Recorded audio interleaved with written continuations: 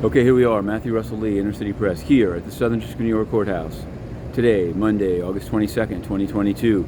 We're in for yet another week of Mag Court and another coverage. There's a trial that's starting today, and this one will not be settled before trial, having attended the final pretrial conference on Friday. It's a case against Citibank. It's by a Colombian sugar producer known as Mayaguez, and they say that they were scammed on currency hedging. It's kind of interesting, and these guys have gotten an order to bring in a bunch of water and equipment and slideshow.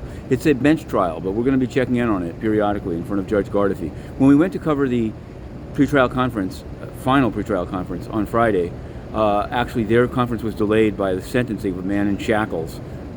The corporate lawyers didn't really pay much attention to that, and that's the sort of irony or juxtaposition of the courthouse here. You have guys getting 20 and 30-year sentences while outside extremely expensive corporate lawyers are milling around for a case about a 2016 currency dispute. But we'll be covering it.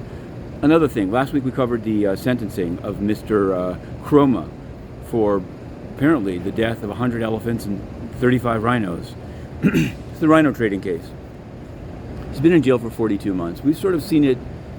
That's a whole lot of wildlife. At the same time, when he allocated, he wasn't exactly like this huge underworld figure. He began, I believe, by selling flip-flops in Conakry, Guinea.